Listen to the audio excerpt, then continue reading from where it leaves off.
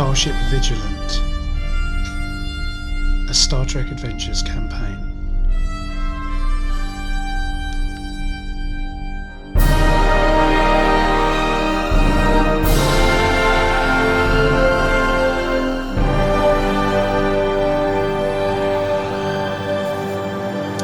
When we last left off, if you remember, you had left a first contact which had ended prematurely. And since then, you have been back on assignment, or the Vigilant has been back on assignment. Basically, as with most of the ships assigned to Narendra Station, you have been back on assignment dealing with or investigating the increased incidence of the EM anomalies. If you remember last time, you had been forced to leave the planet prematurely because of the there was a signal or an energy burst which had been directed at the planet's oceans, the Akaru's homeworld, and it had been determined, or you sort of determined, that it was again the Tilikal trying to break through, or in fact it had been possibly another element of Tilikal who tried to be contacting you. But essentially, the instances of these energy bursts seem to be increasing, and the perception amongst Starfleet Command, or certainly the command staff at Narendra Station, is that things are escalating, and as a result, all of the vessels assigned to the station have been out where possible, trying to either intercept or at least investigate where there's been recorded instances of similar events, to try and see if there's a pattern, to essentially see if there's anything that can be done to contact the Tilikal in response, to try and understand the situation. So the Vigilant has been you've been assigned out as one of these vessels on patrol, and as you are on your mission of investigation, I'm just going to read the captain's log out to you, and then we'll go from there. We were tracking captain's log. We were tracking more instances of tetraionic filaments connected to an EM radiation burst when our long-range sensors picked up fluctuating energy readings from deep within the Shackleton expanse. We can't tell what the readings are coming from, but they could indicate a vessel in distress. All attempts at communication have gone unanswered. There may be some people out there who need our help. We arrive within the hour. This, after all, is why we're out here. Now, given that the last situation you found yourselves in began with a similar distress call, that Naismith has ordered the ship to yellow alert, and you enter a planetary system, the source of this intercepted signal, and you emerge from warp near the fifth planet of the system, which is in fact a gas giant, like a ringed gas giant. And as your initial sensor readings reveal that the fluctuating readings are actually coming from somewhere in close orbit of the gas giant. However, as you drop out of warp and approach, you can see that the objects that you are detecting do not appear to register as a known vessel. And that image on the screen, can you all see that? In roll 20, that is kind of what you're seeing. And it appears that the thing you're detecting is some sort of a life form. In fact, there's a pair of them. And so the ship approaches. Now, as Kevin is not around to roll for Naismith, I'm sorry, to roll for Osterhagen, I'm gonna I'll just roll for him. I will assume that Naismith orders obviously sensor readings as you enter the system. And if you just bear with me a moment, let's have a look. Where is your man? Here he is. So Osterhagen is going to roll for sensors, And it's going to be reason and science. Okay, and has it got any focuses which would apply? Possibly. Come back to that. And we're going to roll. What have we got? Okay.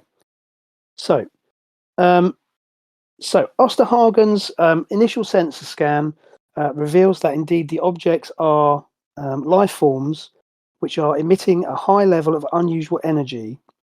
But the fluctuating energy pattern that you detected is emanating from the larger of the two. And this creature is approximately 60 meters in length. And according to Osterhagen's readings, it appears that this creature is nearing the end of its life cycle. So it appears to be dying. The other creature in orbit is smaller, and so appears to be a younger member of the same species. Spring. If that makes sense. So firstly then, so this is the setup. I assume, are you all on the bridge, first of all? Is probably the first question to ask. Yes. Yeah, so I'm assuming. How about Giara? Because obviously Giara could potentially be in engineering, but also you do have a station on the bridge. So I'll let you decide where you want to be. I'll be on the bridge. Perfect. Okay, so you're on. So again, everyone's on the bridge. Obviously, Kaz is flying. Naismith is in the captain's chair. Again, we'll assume that Osterhagen is around, even though Kevin's not here. I can roll for him if needed. So this is the situation. So you've come out of orbit, come into the orbit of this gas giant. You've seen these two creatures. Now these creatures are initially certainly don't seem to be anything that you've seen before. Is there anything like it? Is there anything like it in, like them in? Do Starfleet have any records of them? So Osterhagen. Okay, so Osterhagen. Naismith will order Osterhagen to run comparative. Scans into with the library computer to see whether there's anything. And Osterhagen seems a little distracted as he's doing so, but he turns to his console and he's sort of tapping away on his. I think he's got a headache, hasn't he? yeah. Weirdly, he's yes, exactly right. He's taken a few tablets. Hopefully, he'll feel better later. It feels strange asking this question because I feel like I should know, but would any of Giara's previous hosts have come across anything like this? Well, that's not a bad question at all. To be honest, it's. I think if I remember rightly, it's up to you. Well, what it is, just without wishing to be flippant about it, if I go into your character you've got the joined. It says, once permission, you may declare that a former host has expertise in a relevant skill or field of study. You gain a single focus for the remainder of the scene as you draw upon those memories. Additionally, you gain a trait. Yeah, that's absolutely fine, yeah. Yeah. Okay, perfect. So, both you and Osterhagen, but I'm going to let you sort of lead this because obviously Kevin's not around to give his insight. But as you are you're watching this scene unfold, and again, it's pretty much as you can see on the view screen. There is another creature who's basically tucked in behind the larger of the two, which I couldn't be bothered to put into the image. So I just went with one. And I was already being sad about it. as you're watching, again, a kind of a memory sort of comes to the fore. Obviously, as you say, one of your previous hosts was a anthropologist who spent time on. Well, he's actually an anthropologist who spent time on Vulcan, interestingly. Okay. So in the early days of the Trill's entry into the Federation, your previous host, he or she, had actually spent time on Vulcan, and you seem to think that this life form that you're seeing kind of resembles something that is talked about in Vulcan mythology, and the as this is going on, Osterhagen is again looking, as I say, he seems a little distracted, and he runs his record through the Federation database and comes back to confirm that there is no match in the database for these life forms. But he gives voice to the name Hakiv, and he says, and you then go, yes, I remember something from one of my past lives that the Hakiv were there's something from Vulcan mythology, a life form that was said to pollinate the universe with stars. So when the universe was young, these creatures would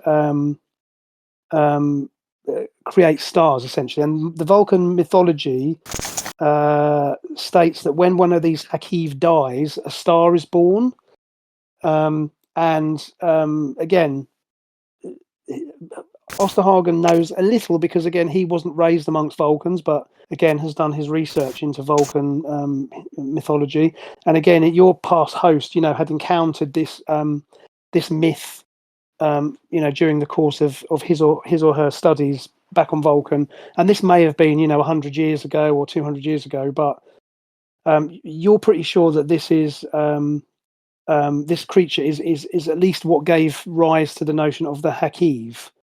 It's very old. So been around a long time. Yeah. So is there anything you want to do with that information? So again, obviously the ship is running scans. Osterhagen is gathering data, and you're obviously you're not in an offensive posture. Naismith has kept the ship at yellow alert purely because you've not encountered these life forms before, but they seem to be benign. They're essentially what they're basically doing is they seem to be sort of absorbing, like collecting material from the gas giant, much like a starship's Bussard collectors do. So starships use magnetic fields to bring in particles from space, and that goes into the engine system. So in the same way, these creatures somehow naturally are able to do something similar. And these two creatures are kind of lazily drifting around this planet, and they seem to be harvesting material from the gas giant. But this seems to be more of a scientific interest, if you like. They certainly don't seem to have given your presence any mind at all. There's no indication that they have any means of detecting you other than perhaps visually. And again, they just seem to be doing their thing quite happily. And so after a short time, I guess Naismith will just, you're essentially just watching what they're doing, and science is doing their thing and recording data. So is there anything else anybody wants, though, to add into that specifically, rather than me assuming that you're happy to just go ahead with that? Do they? I mean, I think comes to more. They seem to be feeding. You mentioned that they, when one dies, new star is created. I mean, that's the mythology. So to be clear, so that's the story. That's what Vulcan mythology believes, is that the stars, certainly some, if not all, of the stars in the sky were created by these creatures, and that when one of them dies, it becomes a star, or it gives birth to a star. Concerns me slightly. Yeah, I'm just wondering whether they're the Vigilant starts to reverse slowly out of the star system. Beep, beep, beep, beep. Now's not the time to take the engines offline for maintenance, Well, usually mythology is based on something. Yeah. And even if it doesn't turn into a star, I think it'll be something quite I'm just wondering. Spectacular. Giara is going to make sure that the engines are on standby to throw it into full reverse. I don't know what you mean. But you're so suspicious, honestly. I don't know. And we find out what they're harvesting from the planet. Well, it's. I'm assuming it's a gas giant, but it's gas. Yeah, it's a gas giant. It is a ringed gas giant, because that is a 3D image of Saturn, actually. But anyway, it's a gas giant, and so essentially, it's what it's doing is it's both of these creatures, but more significantly the larger one, because it's the bigger of the two. Is they're essentially sort of coasting over in the upper atmosphere, or the very, very upper atmosphere, and it's just harvesting gas particles, much like, as I say, that the ship pulls in elements through the Bussard collectors. That's exactly what Starship does to provide fuel. Yeah, that's what I'm wondering. One would assume it must be part of its life cycle that it feeds on gas, I guess. Yeah, because if it's feeding off the gas, then it's like collecting up to try and ignite it, and that's maybe what becomes the star. Possibly. It doesn't seem to be in any hurry to do it. Let's put it that way. Yeah. Again, the readings that Osterhagen has taken, that simply looking at its again, life signs and all that. He suspects this is the bigger one. Obviously, might seem obvious, but the bigger one seems to be the older of the two, and it. Yeah. It's kind of, the readings indicate that it is coming to the end of its life. Now that might be 5 minutes, or it might be 50 years. You don't know, but it of the two, comparing the life signs of both and so on, that's his kind of guess. Can we sort of like again? Next thing is, I wonder, can we find out whether they're sort of like, is it mother and child? Can we? Is there something? I mean, I guess. Okay, so could we check whether sort of like, effectively sort of like, are they the same DNA? Are they the same? Well, why don't you make a let's get you to make a roll. Yeah. You can use the sensors, because we'll assume that Osterhagen is busy doing his thing. So yeah, you can use the ship sensors to make that roll if you want. So if you just go into your character sheet, you want to, again, reason and science. Mm-hmm. I don't know if you have any focuses. Have you got like Starship sensors or anything which would be applicable? Character. Now, if you give me 1 second, I think also the Vigilant, if you just bear with me, pretty sure the Vigilant has actually got advanced sensors which give you some bonus. So just give me 1 second. You get yourself lined up. Bear with me while I just find the bits that I need. Why can I not find that? That's annoying. Let's have a look. Yeah. I've got the Vigilant character sheet up, so just bear with me. Mm.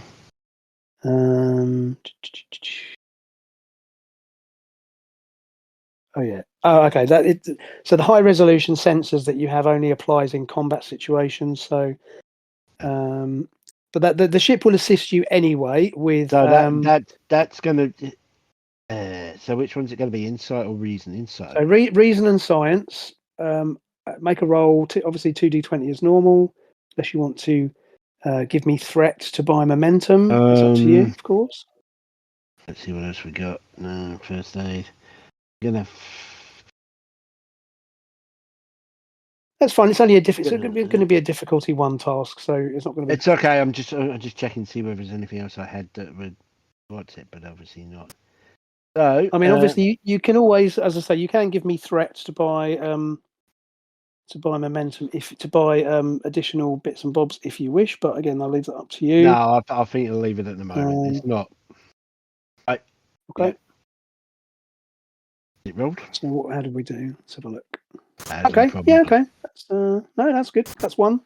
That's fine. So the ship's also going to roll to assist you. So the ship will use sensors and science, and excellent. So you get 1 point of momentum. So if you bear with me a second, I'm actually going to I've got some, because I'm sitting here next to my stuff. I will actually use some momentum counters to see what's going on. Okay, so I'm going to give you 1 point. You've got 1 point of momentum, which I'm going to pop down there. And now I've got this. I get 2 points of threat for each of you, don't I? So it's that 2. Was 2 I got, yeah, from that roll. Got 2, so that means you succeeded with 1, and you get 1 point of momentum. Yeah, the ship obviously you can. Yeah, go on. Oh, I was going to say the ship got 1 and I got 1, so that's 2. Yeah, that's correct. Hey, 1 and 1 makes 2. Yeah. Okay. Okay, so let me just have a little look here. What you can do, use the combat momentum. We want to use the normal momentum, which I've got here somewhere. So I mean, you can spend momentum to buy. Can I ask another question if you want, or you can just bank that for now. It's up to you. It's really depends what you want to do. Yeah, I'll ask. I mean, so okay, so let's hang on a minute. Let's back up a second. So you've succeeded, first of all. Yeah. So yes, your readings indicate that there is definitely shared DNA chromosomal material between the two creatures, which would indicate that they are probably parent and child, if that is a description that is applicable. But they certainly are of a similar genetic makeup, which would indicate that there is some.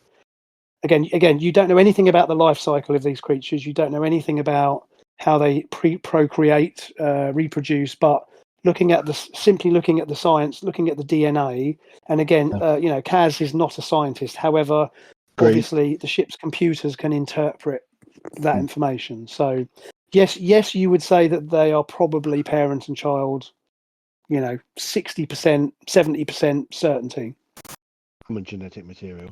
Yeah, we'll leave it. We'll leave it at that. I'll bank the right. Bank the momentum. Okay. Right. Perfect. Okay. So perfect. So you're studying these creatures, and again, time passes. It's about an hour passes, and after the first 10-15 minutes, Naismith kind of stands down from yellow alert, and you just maintain your position. And you're essentially recording this. And again, these creatures don't really seem to pay any attention to you. Both Giara and Osterhagen, for different reasons, perhaps, are particularly interested. Again, Giara's on the bridge, and again, engineering's ticking along. Osterhagen obviously is gathering data, and again, you're kind of you're both. Kind of enraptured by this, by seeing this creature from mythology. This would be like a human seeing a dragon or a unicorn or something. It's you've both heard stories about them, and it's quite affecting for you. As you are, so you're this is ticking along, and then suddenly, Kaz, the proximity sensors go off. Yeah. And you kind of shout out, "Captain, ship's incoming!" And literally within seconds, 4 ships drop out of warp, almost on top of you.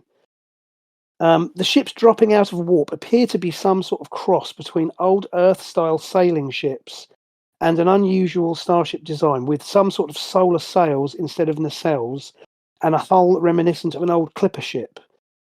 2 of these ships immediately move into position and begin to bracket you with weapons fire, while the other 2 move towards the Hakiv.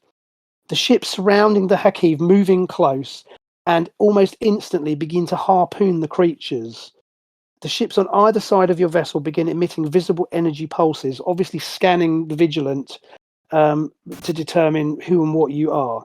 There's a moment of silence, and then over the comm system, following a loud burst of static, a voice proclaims, "We are the Vinchari. Power is our birthright." And the 2 ships bracketing your vessel begin to open fire with energy harpoons focused on the outer hull of engineering. Your first reaction is the shields obviously go up, but these energy harpoons seem to ignore the shields, and within moments, these harpoons have breached the hull, and you can see assault teams beginning to traverse along cables towards the ship. Now, there's a fair bit to take in. Take a moment. Right. Okay. Are they actually coming down by the cape, coming down through cables? So what's happened is, as I say, you've been observing these creatures. All of a sudden, these 4 vessels drop out of warp. Now, I'm going to move over to, I think I've got a picture. Yeah, I'm going to swap over to, so just bear with me a second. You can take a look at the image. Right, so if you just refresh Roll20, you can now see the image. Oh, cool. Space pirates. Okay. It'd be pirates. And so, as described in the as per the description, these vessels, I mean, for those of you from Earth, or from those of you from a world with any sort of seafaring tradition, but particularly for those of you from Earth, so particularly Naismith, I don't think the Klingons had such a thing, Karen, to be honest. But I mean, obviously, most planets had navies. If they have oceans, they have navies. But these ships are very much reminiscent of a cross between old style sailing ships and starships. And as you can see, they literally are firing harpoons. And again, these breaching harpoons that have attacked the Vigilant. These 2 ships, so 2 of these ships are essentially have surrounded the Vigilant, or say surrounded. There's one on each side. and they've literally fired these cables into the hull, which have gone straight through the shields. And you can see there are environment-suited, aliens essentially being, transported across these cables, and literally appear to be boarding the ship. So again, I'll go around the room and give you the option to tell me what you want to do immediately. And again, I understand there's a lot to take in there. So so if you'd like to tell me what you want to do. So we'll start with so obviously Naismith is shouting orders out, shields up, prepare to target weapons and so on. We'll take that as a given. So let's start with so first of all, Kalish. What's Kalish's reaction to this?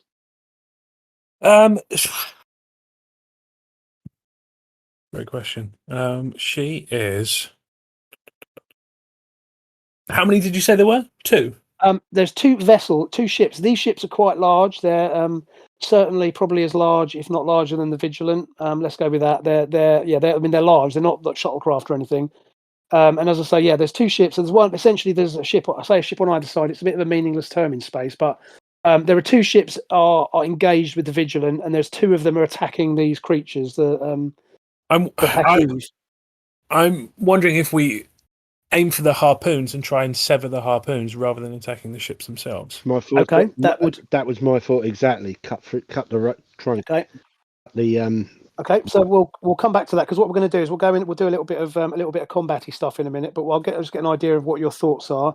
Okay, so Giara, what about you? Is there anything in particular you want to do? My first thought was evasive manoeuvres, because it's going to be quite hard for them to get across these cables if we're actually moving about a bit. Yep. Good point. Yeah, because they're not going to be able to move, are they, if they're trying to harpoon? No. Yeah, absolutely. Okay, so what we'll do then is we will I'm going to drop over to the old. Can I just say as well? Do we actually have any? My gut instinct is to protect the Kharkiv as well, but I don't know whether we've actually got any mandate to do that. Okay, so I think Naismith would totally go with that plan. I guess probably the first priority is to essentially defend the ship. But yes, I mean I think his priority would be to first of all preserve lives of the crew, and then defend these creatures. Because you're right. I don't think you have an official mandate to do so, but again, a Starfleet vessel wouldn't just leave them, cut and run. And this seems to be a unwarranted, unprovoked attack. Certainly, an unprovoked attack on you. And again, these creatures don't seem to be doing anybody any harm. But again, he has to bear in mind that the Vigilant is under attack. So I think he would probably. I'm going to speak for Naismith and say his first priority is to get control of the situation by defending the ship, and then deal with these guys. That seem fair? Yeah. Okay, so the way that Starship, I'm not going to go through Starship combat. This is not going to be like a big Starship combat encounter, because again, I don't want to kind of drag things to a grinding halt. However, taking in order the things that you'd mentioned. So the first thing that you've suggested is to try and breach these so the first immediate threat is that these sort of energy harpoons have latched on, and there are boarding parties coming across. So I think what you're going to want to do. So first of all, Kaz, do you want to try and take evasive action? Because basically the way that the combat rounds work is in Star Trek Adventures is that you as the players are assumed to have the first round. If I seem to remember how we did it last time, wouldn't it be better just to go through? Okay, this is what we want to do. Yeah, we can do that. We can do a dramatic task TM from Savage Worlds if that would be better for you. I'm happy to do that. I like that system, and that kind of narrows it down a little bit to it's your life a bit easier. to that. So we'll do that for this encounter. Can I interject quickly? Yeah, of course. Sorry, Steve. I didn't realise that there were people. Are they moving along the harpoons? Basically, if you imagine that what they've done is they've and believe me, I did try and do an image of this, but that was not going to happen in the time I had. So basically, what's happened is they've come alongside, and essentially it's like a boarding action from like the old. Again, you mentioned pirates, and that's what they've done is they've literally fired these literally cable or harpoons with cables have been fired at the ship. They've breached the hull because they've literally ignored the shields, breached the hull, and there seems to be space-suited beings, humanoid figures, and they seem to be being sort of transported along these cables. They're literally, if you imagine, they've got like ski lift type things. There, you can see these guys literally being sent down these cables to board the Vigilant. It appears. Okay. And yes, there certainly seem to be quite a few of them. But again, this is all happening rather quickly. Like I say, they've attached on with the ship is actually latched onto harpoons, and these guys are actually trying to board the ship, or at least get onto the hull. And of course, klaxons have gone off because there are hull breaches. Although fortunately, they're not in any populated areas, so they've basically latched onto the sort of lower regions of the ship, and they appear to be making for the personnel ramp. If you remember from our previous adventures, that the Vigilant has a stern ramp because the ship can land, and they've obviously identified a point of entry, and that seems to be where they're heading to. Steve, if this is scenario breaking, just forget I mentioned it. No, could we? Ain't no such thing, brother. Ain't no such thing. Could we beam them straight to the brig? You can certainly give that a go. So what we'll do is we'll go around the group, and Sarah Jane, I don't know if you were here when we did this before, this dramatic task. I don't think so. It doesn't ring a bell. Okay, so this is a mechanic that is actually from Savage Worlds, which is another game that I really like. And the idea of this is to avoid, because normally when you have a combat encounter, obviously things slow down a bit. You go around the table, right? What you're going to do? You're going to do this. You're going to do. They get a chance to roll back, and it goes around the table like that. And although Star Trek Adventures has quite a good system for this sort of thing, what the idea of a dramatic task is that what we do is we set the parameters of the problem. Everybody tells me which particular skill they're going to bring to they want to apply to the situation. Everybody makes a roll, and assuming that you roll better than the opposition, then you kind of get to dictate the way that the thing goes. So we've used it in. It's a good thing if you have a fight that you don't want to drag your session down for 2 hours, as you say, for 2 hours. You can get through it relatively quickly. You still have an ability to influence the outcome, but it just means that you're not slowing everything down. So what that means is, I'll tell you the situation, and then you guys tell me which of your talents, skills, how you want to contribute to solving the problem, and then I will decide what the opposition are doing, and then we roll and see how we end up. That makes sense? Yes. So cool. Let's work out exactly. So let's go around. So I'll start with you then, Kaz. What is Kaz's actions going to be in this situation? So your stated intention is that you want to basically first task is you're going to, as Kalisha said, try and see, can you transport them to the brig, or can you just literally beam them away? It's actually, well, one or two things. Reduce, if you really want to get aggressive about it, rather than trying to beam them, because again we're not going to have the brig space for them. Give them a dose of low power phasers, stun them, see whether we can get them that way. You could do that. You could try that. Yep. Or we could simply use the phasers to cut the cables. Okay, so for your action or for your input, do you want to take evasive action, or do you want to use the because again I'll ask Kalisha a similar question, because again Kalisha can either obviously Kalisha would normally fire the weapon, so Kalisha could do the harpoon cutting or something else, and again obviously Giara will get an input into it, and again that could be using the transporters, or trying to bolster the shields or whatever. It's really up to you what you think would be the most productive thing to add to the situation. If they can cut the cables, I can roll the ship away. Okay. I can roll the ship away, so the boarding ramp that they appear. So what is Kaz going to do? That's what I need to hear from you. What is Kaz going to do in this round of action? She'll roll the ship. Or in this. So you're gonna try and take. So we're gonna call that evasive action. Yeah. One way or another. Roll the ship and try and separate distance. Out distance. Perfect. Right. So Kalish, do you want Kalish to fire the weapons and try and breach the cables anyway. And I totally agree. Obviously, Kiara can do the transport thing. Yeah, because I've got a focus. Yeah. Valid tactic. For a start, I don't know where we're going to transport them because I think our brig holds one. Maybe you could shrink them, make them itty bitty. You could. I mean, we could put them in the hold them transporter in buffer and leave them there. I was thinking the same thing. And then I mean, at least then we've got leverage and we could say, look, we have your crewman.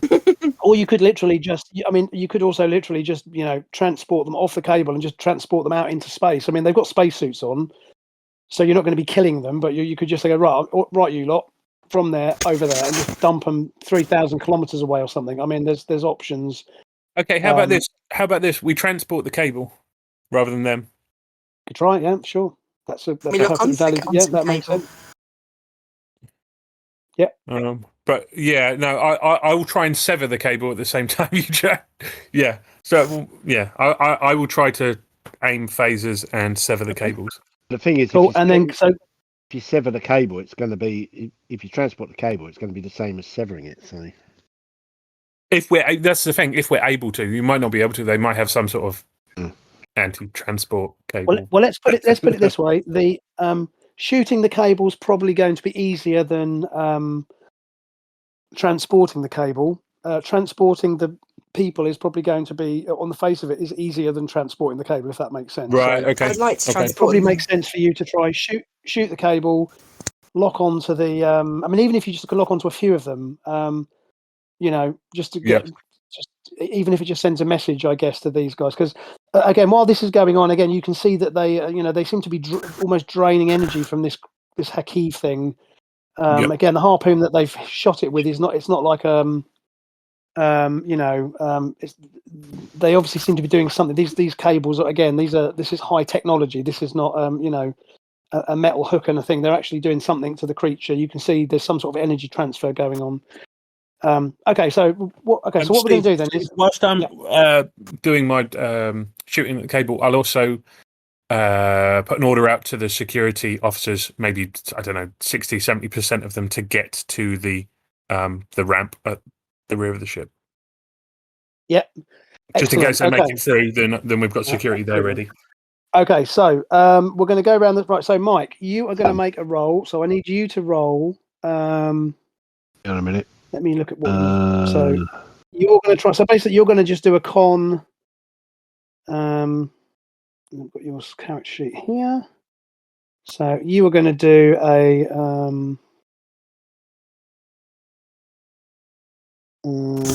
You're going to. Well, it's up to you which attribute you wish to apply to this, because obviously you're going to use your con skill. That goes without saying. Yeah. You will get to apply a focus of helm operations, because obviously you've got helm operations as a So focus. It's going to be. It's going to be control and con, isn't it? Right. Yep. So control and con. So that'll give you a target of 15. And you just roll 2 dice as normal. Now you have got 1 point of momentum if you wish to use that. Helm operation as well. That gives me. Yeah, so that's your focus. Yeah, so that gets to apply. So 2 dice at the moment. Focus. Turn your focus on. Don't forget. Make sure you turn on the focus there. Yeah, focus use. Yes, right. Yeah, and I can see that you've got task roll. Make that down to 2 dice because you've got that as 3 at the moment. But okay. Okay, and then so first question is: do you want to spend any momentum to buy any more dice at this point? Because there is 1 point of momentum in the pool. No, I think I'll leave it at the moment. Probably regret that, but fair enough. Yep. Okay, that's absolutely fine. So roll them. Right. So just roll for me, and then I'll get you to remember your result. So what did you get? Let's have a look. Yeah. Okay. Bad was it? So I think that 0 makes is that a complication? I can never remember that. I think that's because it's highlighted. I think that means that's a complication. So I think you rolled a 20 basically. Yeah. Yeah. So okay, so we've got 1 success. Behave. So what do you just bear that in mind? Okay. So I tell you what, I've got some. Okay. I'm going to use. You got 1 success. Well, I've got a dice here. I'll just use that to represent the successes so that I remember. So you've got 1 success so far, and we've got 1 complication. Right. So next up to go is going to be Kerin. So or Kalish. Kalish, if Kalish wants to use again, I'll let you determine what you want to hit me with.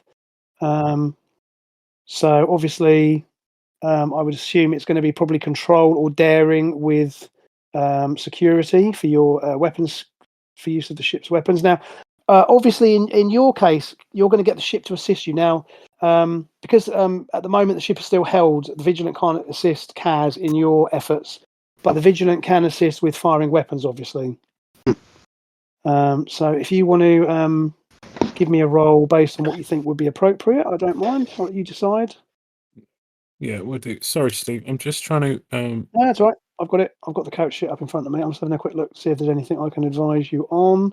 My roll 20. My roll 20's changed, mate. Yeah, Is it? Okay. everybody's changed, I think, because mine's changed as well. So where do I now find my character sheet? Third one along. Oh, it should.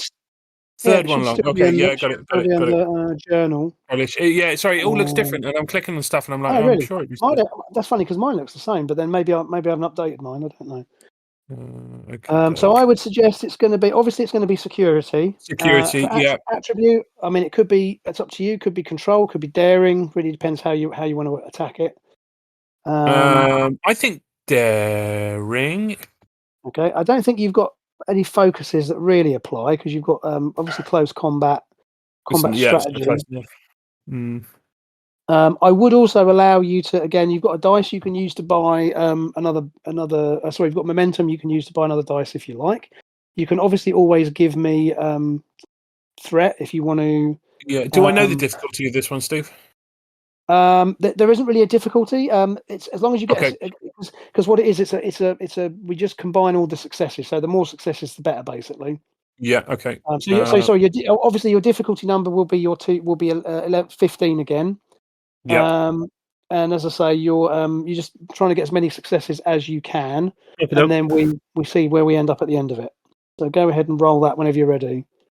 Okay.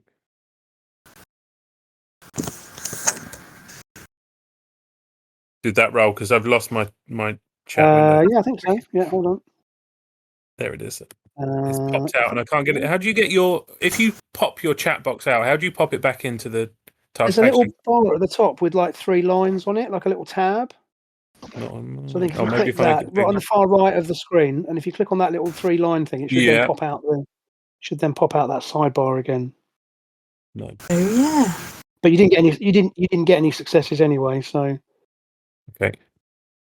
So okay, Giara. So over to you. So you're going to try and transport some or all of the. Well, probably only some of them because the transporter can only. Obviously, the Vigilant's got a transporter bay. So you can, let's say, you can probably transport, I don't know, half a dozen in one hit. This is so assuming, again, of course, that we've got some security in the transporter room. Well, I think it's up to you. Yeah, that's a good question. So it depends how you want to handle that. So, I mean, obviously, at the moment, Kalicia's directed at least some of her security team to the stern ramp to essentially repel boarders if necessary. But obviously, you can also send personnel to the transporter room, or you can either beam them somewhere else. So, in other words, you don't need to beam them in aboard the ship. You could literally beam them off into space, because I mean the range is only, I would never remember the range of a transport, but it's like 10,000, let's say 10,000 kilometers or something. They have got spacesuits, so you could literally pluck them off the ship and just drop them. I'll do that then. A distance away. Probably better than leaving them in the rather than try and contain them on the ship. Yeah, exactly. All right. So you've got in your skills, I would obviously engineering is going to be the thing that you're going to use. You've got a focus of transporters and replicators, so that definitely applies. So you can turn on focus, and as far as your attribute goes, I'll leave that up to you really. Again, probably reason or probably control would be appropriate because again, you are attempting a you're not fighting somebody, you're attempting a measured task here. So makes sense. Okay, I'm happy with that. So if you want to hit that whenever you're ready, and it's obviously I'll change it to 2. I'll change it task to roll 2. 2. So again, you have yes, it is, and you have the option to buy. Again, there is a dice there is a momentum point that you could use to buy more dice if you wish to do so.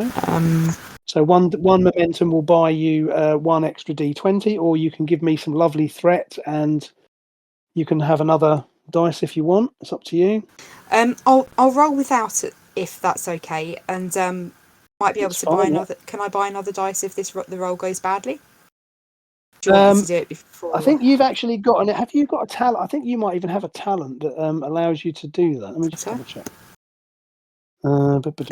Join trill, technical expertise. Well, you can. I know my ship's a little.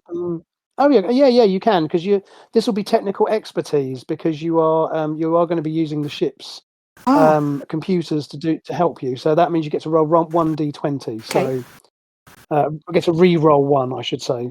So if you want to hit your dice for now, so as long as you succeed, then the ship will assist you. Okay, and I'm rolling 2 of them. Yes. So it's 2d20 for now. Yeah.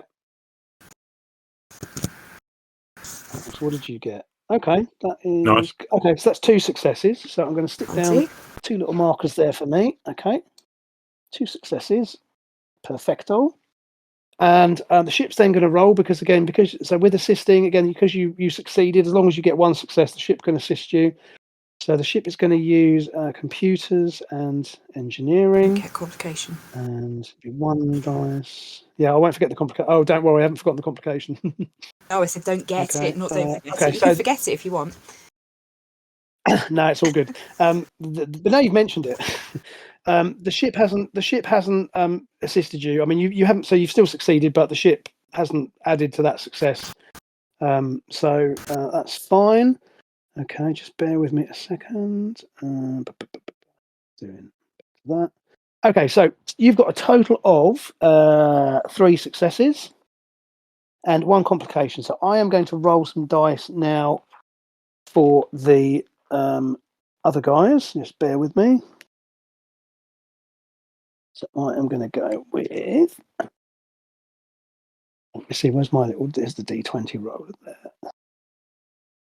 So I'm going to do.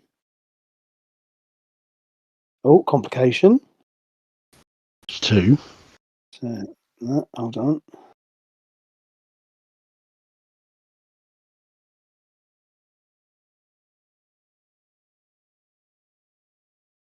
Okay. So I'm also going to spend 2 points of my threat. I'm going to re-roll the first D20s.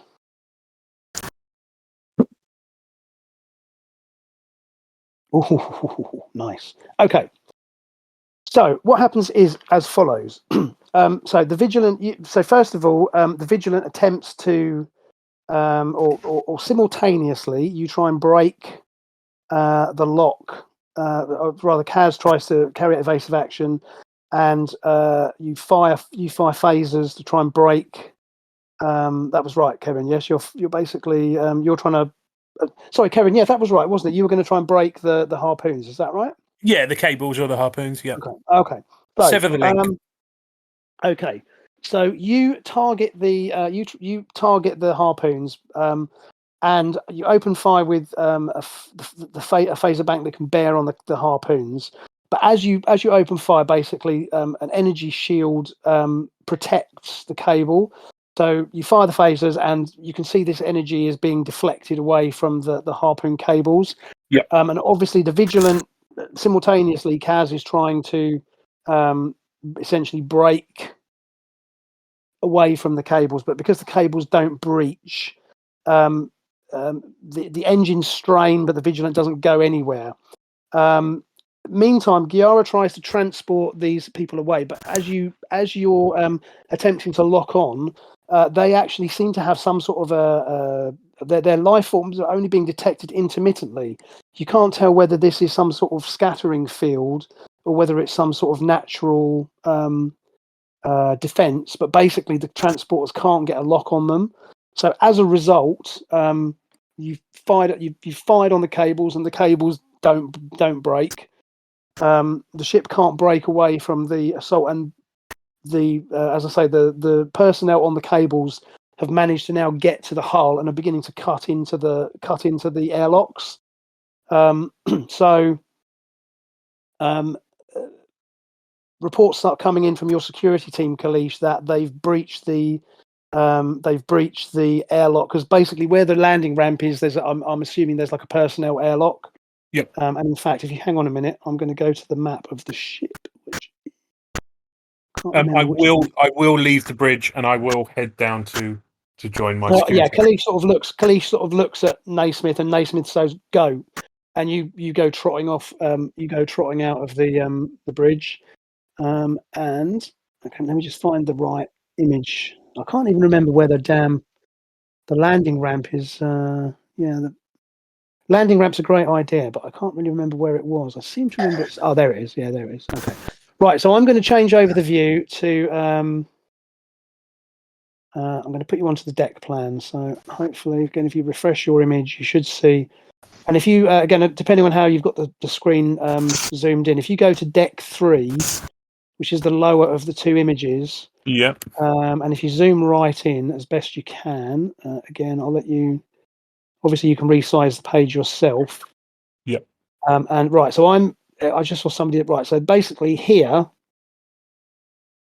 Yep. Can you see that blue circle? Yeah. Yep. So this is the planetary. This is like the landing ramp, which deploys when the ship is on a planetary surface. And this is an airlock control. So this is where they've breached here. And now up the top there, this is really stupid, because I've put some there's some tokens up at the top of the page, which is basically your security team. You've got 6 people now. I've obviously this is not to scale, because the map I would have needed to draw. You need to do scale maps, and I haven't done that. But if you want to kind of vaguely put your counters where you want them to be, as best you can. Okay, I don't know if can you drag them? I'm not even sure if you can. I think you can. Yeah, let me zoom out to see them again, then I'll plop them down. Yeah, they're right at the top left. See if you can move them. I don't know if you can or not. I might have to move them. It's not changing my. No, it doesn't. Right, hold on a minute. Let me see if I can give you permission to do it. Yeah, I think you've got it, because it's not letting me. All right, hold on. Just give me a sec. I'm doing it now.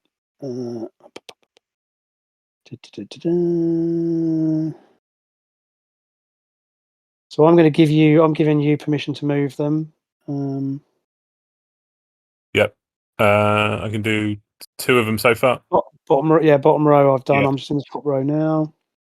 And again, you feel free that you can zoom in the map. Again, it's not really to scale, so it's not going to help you that much. But just as an idea, and obviously alarms go. So as Kalish is like trotting down to the lower deck, obviously alarms are going off. There's like, now hear this, prepare to stand by to repel boarders, intruder alert, and all that's going on.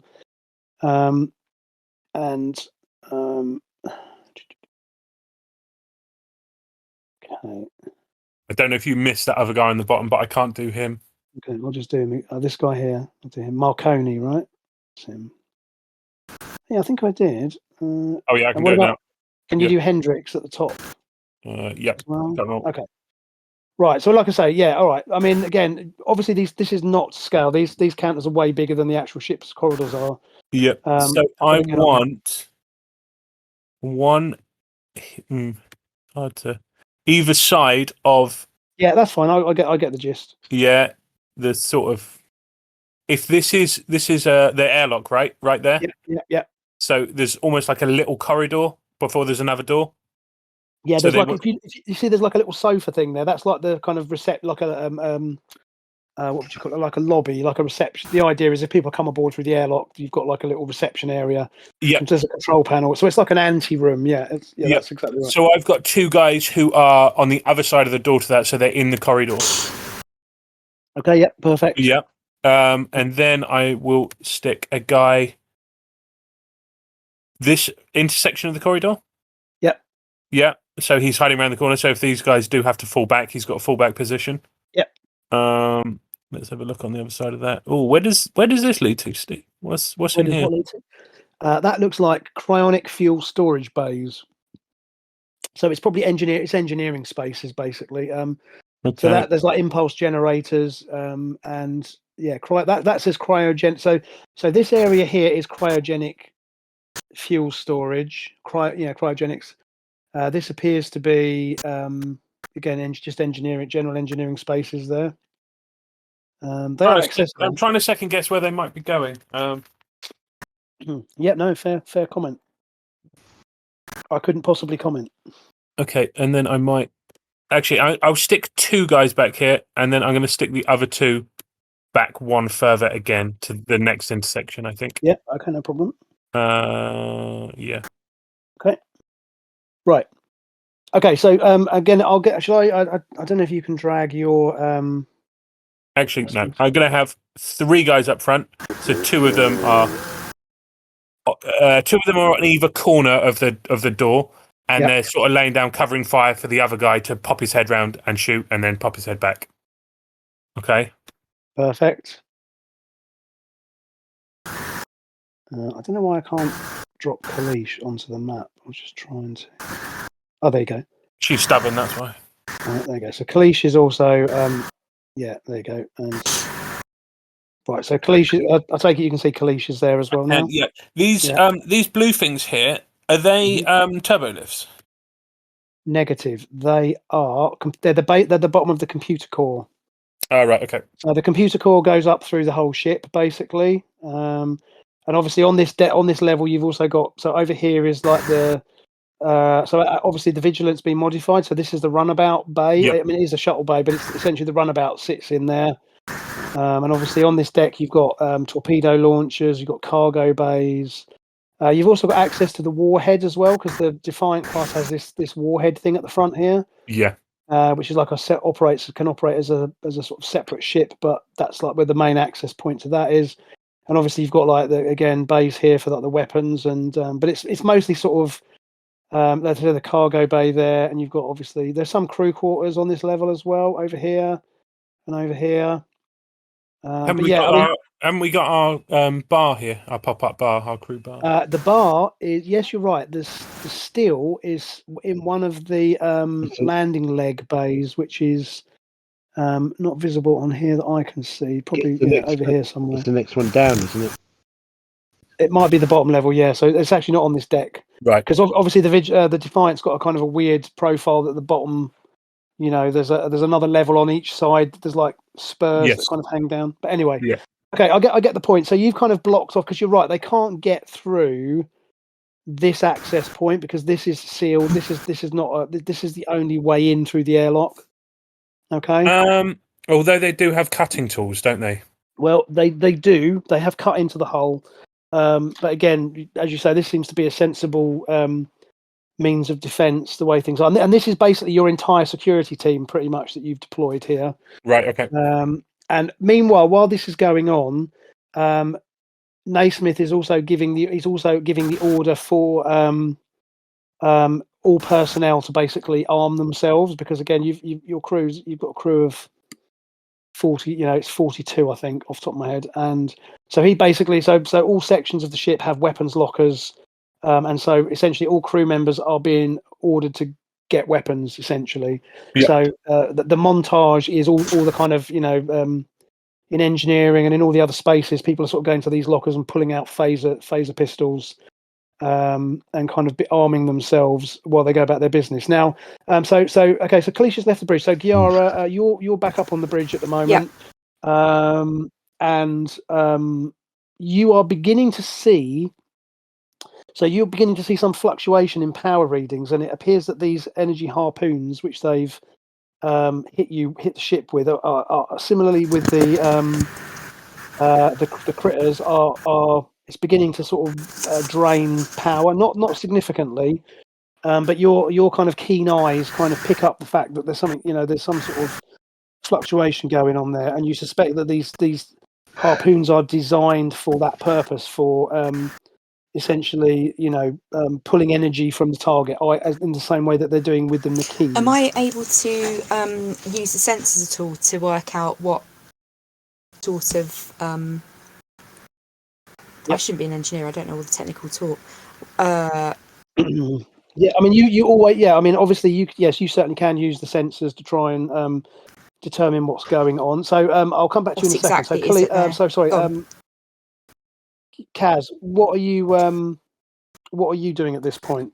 Because I mean, essentially, the Vigilant is held fast. You're not going anywhere at the moment. So I mean, if you want to, you can keep trying to attack the. You can keep trying to attack the cables because again, you are obviously you've got access to the weapon systems and so on. That's up to you. I was going to suggest we send people out to cut them manually, but it's a bit too dangerous to send people outside the ship. My kingdom for an astromech. An astromech. Yeah, funny that we don't. Yeah, Starfleet doesn't use droids really. Doesn't use any sort of robots like that. So. No, they've never really done that. Okay, right. So, Kaz, I'll let you think on about as to what you're going to do. Basically, Naismith is coordinating and is, basically he's ordering you to keep trying to break the thing. But you can tell you're not going anywhere as long as those harpoons are connected. They're just too. There's just I'm gonna leg it down to the shuttle bay. Okay, you're going to go to the shuttle bay. Interesting. Okay, good. You can do that. I'm going to grab the runabout and try and. I see where you're going. No, that's a good idea. Separate. I like your thinking. Go out and try and cut the runabout out and see whether. I had not thought about that, but that is perfectly, perfectly legit. Okay. Failing that, Mike, you could just crash it into the cable. Oh, and your sacrifice will be noted. Leave my catnip where it is. If anybody touched my catnip, they're dead. Claw their eyes out. Okay. That's perfectly. So you you tell Naismith your plan. You say, Commander, request permission to take the runabout and see if I can, break the cables from outside. Naismith says, go for it. He orders one of the generic crew members who's always in these scenes to take over the helm, and you kind of head for the turbo lift and head down to the landing bay. And Giara, you're still on the bridge, so you wanted to make a sensor roll. So why don't you just do? You're probably going to have to use. Let me have a little looky. I would suggest you're going to use. So obviously you're probably going to go with science for sensors. It's not your strongest discipline, but it's your second best skill, which is great. I would probably go with usually it's sort of reason or insight tends to be the choice if you're using sensors, because it just makes sense because you're trying to make sense of the information. So I'll let you choose. I mean, obviously reason is higher, so I'm happy if you want to go for that, or it's fine with me. And that'll be just a normal 2d20 roll.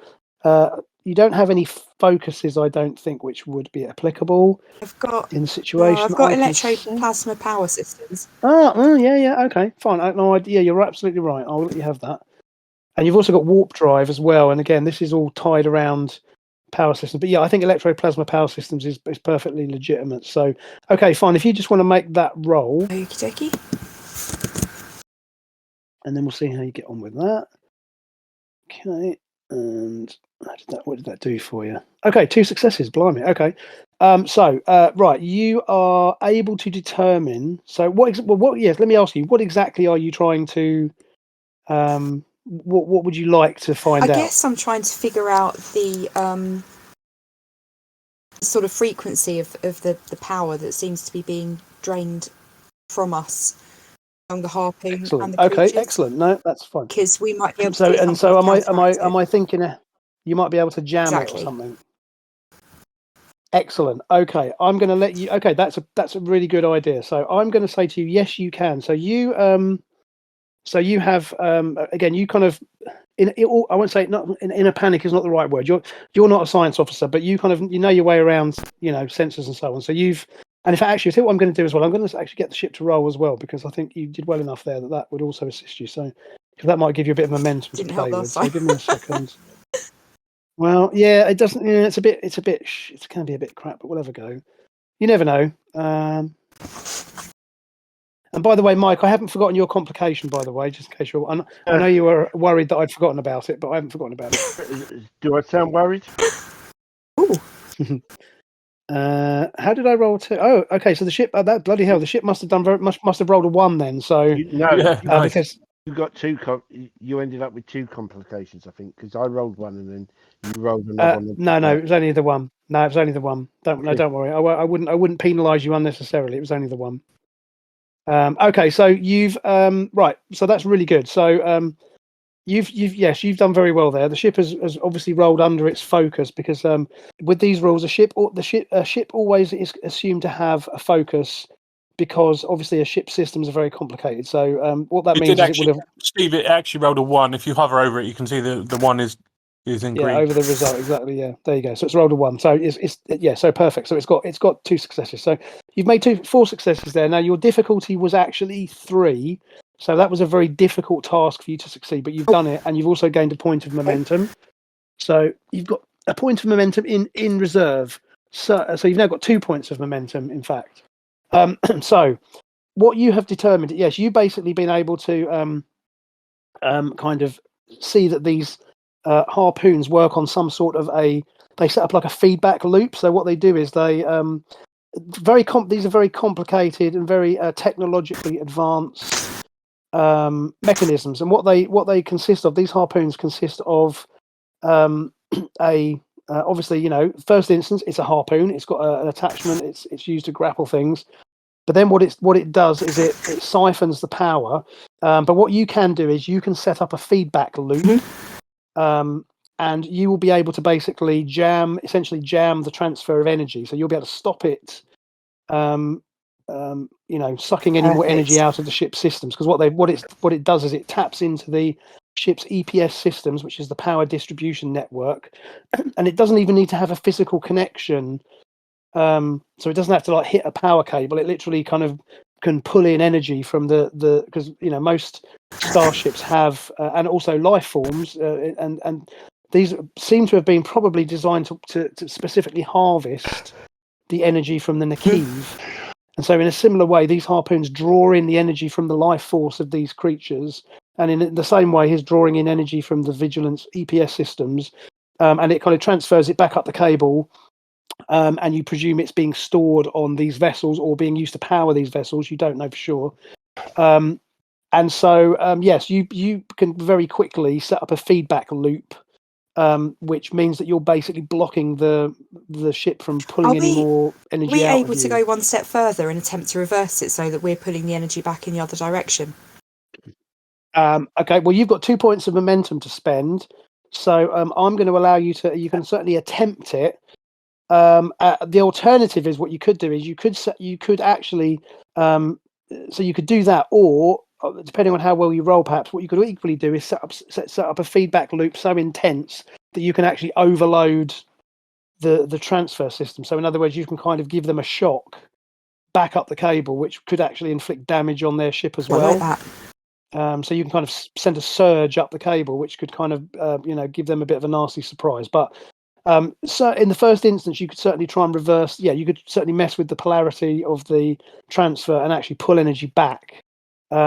So yes, indeed, I'll let you try that because again, you've rolled very well there. So if you would like to use you can go back to your speciality here and use. So I would say probably control or insight would be applicable, and engineering.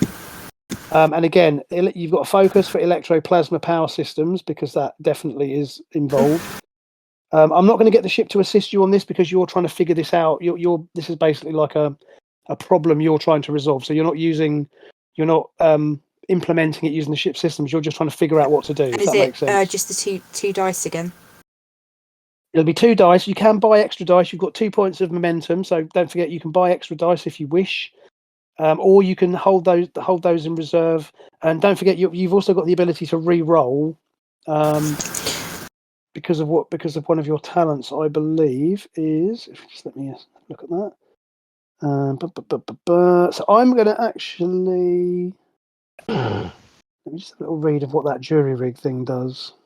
That's repairing. Yeah, I know. I can use it once per. Well, I'll tell you what. I'm going to give you a bonus D20 because you've got the talent of I know my ship. So whenever you attempt a task to determine the source of a technical problem with your ship, add 1 bonus D20. So I think that fits within the spirit of what you're trying to do here. Being sucked out of it is a technical problem. So I'll let you roll 3 D20 for your attempt. Okay, so here it comes. Go for it. Nice. That's what 3 successes.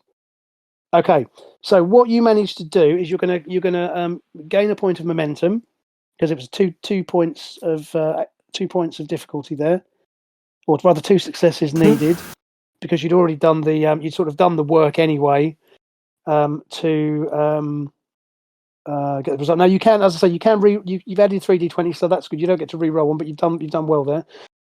And so what you do is you essentially you essentially block the transfer, and you actually start pulling it. You start pulling energy back from the enemy vessel, and in fact, you can see again on the main viewer. You can see this kind of energy transfer is you can see this like sparking and arcing energy going up and down this harpoon, and your readings are telling you that they'll actually be noticing that you're drawing energy back from them. Which I can't imagine they're going to like all that much. But so you've certainly managed to stop the theft of energy from the ship, and you've got them sort of in an impasse, if you like. And again, you keep adjusting your settings to block it because their energy transfer harpoon things are kind of hardwired in, if you see what I mean. So they can't do much to change that at the moment, certainly. So you've managed to stop it, and in fact, you're pulling energy back. Cool. From their vessel. Okay, so good job. Right, so Kaz. Yes. And I'm only just holding off on Kalish because this will be good. So as I say, I'm building up to it. So okay, right, Kaz, you have gone sort of presumably you probably grabbed a weapon on your way and have gone sort of trotting down through the passageways. Trotting. And obviously you've avoided. I've gone. Say again. For leather down to the what's it? What's it? An orange ball of fur burling down the corridors and towards the hangar bay. So as you go through the ship, obviously there are again the Vigilant. You know, there's always try and emphasise this, but the Vigilant's got quite a small crew, so most of the crew would be in at their duty stations. Much as I love the images of Starfleet crew kind of wandering about, rushing about the corridors looking busy, the fact is this ship is such that it's not. Most people have got jobs to do. If that makes sense. Yeah. So as you're going through the corridors, you don't really see. You might see the odd crewman who sort of nods at you. They're sort of on their way somewhere. And again, you notice that anybody you encounter is armed. Yeah. But basically, you jump into a turbo lift, which drops you down onto deck 3. And you can't. I guess you probably you probably come in sort of this way into and as you enter the bay. So the runabout is docked, and as you remember, the runabout kind of sits snugly into the bottom of the ship, and you just access it through the main, through the main entrance hatch. Basically, jumping, pull up, run the ship through its launch procedures, and drop out quickly as I can. Yeah, so I'm guessing you're probably going to kind of shortcut all of the launch procedures because you probably don't want to mess about.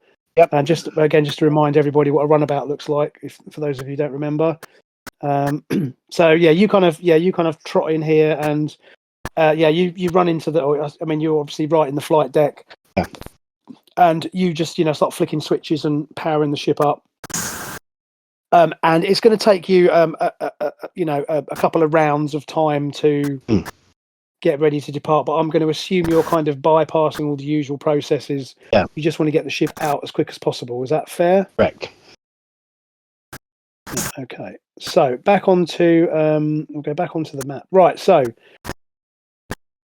okay, back on the deck. So let's go back. I'm zooming in as much as I can to see where we are. Right. So down on deck 3, Kalish has organised her forces, and there's a kind of a deathly quiet. You can hear kind of clanging on the outer hull and in the airlock area, and obviously there are personnel from this these other vessels have kind of beginning to have gathered there, and after a few moments of silence, then the outer airlock hatch you can hear kind of a loud bang, and what you assume is the hatch has either been cut or it's been blown. And as soon as that happens, you can hear a klaxon goes off. Pressure loss. Pressure loss. Deck 3, section 5, and the two guards who you've posted directly, by the access point, obviously exchange looks and kind of hunker down. And all of your team have got their weapons drawn, and there is then another loud bang and there's like an outrushing of atmosphere, or a brief outrushing of atmosphere. You can feel your ears pop as the pressure does something weird, but then it equalizes, and then you begin to hear the sound of energy weapons firing. And they've obviously breached the inner airlock and have come into this area here. Now, Kalish, I don't think you've actually got eyes on that door, right? You're sort of slightly back. Is that fair? Is that right? That's right. I personally haven't, but yeah, there's 2 to 3 guys who can. Okay, so the two these guys here. Again, you're you have them sort of you can sort of see the back of them. See that they're in your eye line. Yeah. And obviously they start firing. So and again, you see energy beams, energy bursts coming down through here, sort of as weapons fire is being exchanged with these guys. Uh-huh. And initially they seem to be holding them, so they're kind of hunkered down behind cover, and all you can hear is sort of phasers firing and energy weapons being fired in return. Then there is a sound you don't expect, and there's like you hear what sounds like a growling, almost like an animal noise, like a growling sound. And all of a sudden, one of let's pick one at random. So who have we got here? We've got who's that? So we've got Morgan, we've got Hendrix, and we've got Marconi. Don't pick one at random. Choose carefully, Steve. If you kill off one of my security, I want there to be 4. Well, let's have a look. What do we do? 5. Okay. So Marconi. No, not Marconi.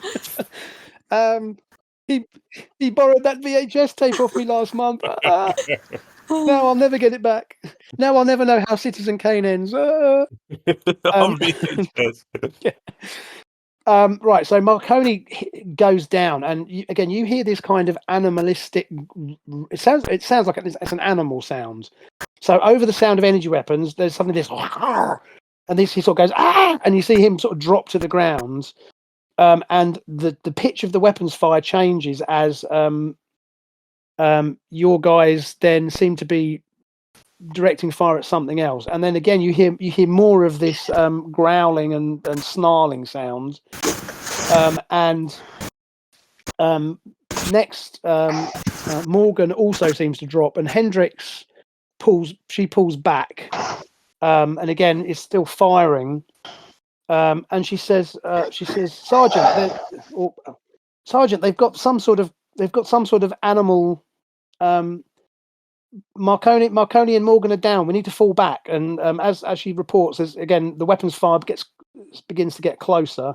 Okay, and I will give the command to fall back. So we'll fall back. Okay, so you fall back to this point. Yeah, cool. Okay, so who else is alive? Was it Hendrix or Morgan?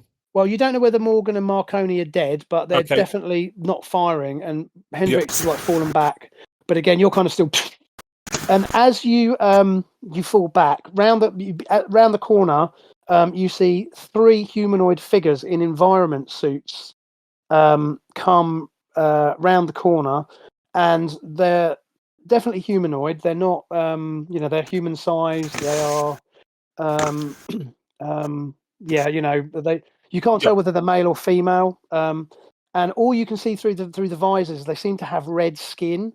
Again, you're obviously you're and presumably by now Kalish and the others are firing, so you're in this corridor, sort of weapons fire going, and you've got your disruptors firing, and you manage to score a hit on one of them, and one of them drops to the ground, and another one moves forward to take their place, and again they continue to fire, and you see as they move around the corner, you actually see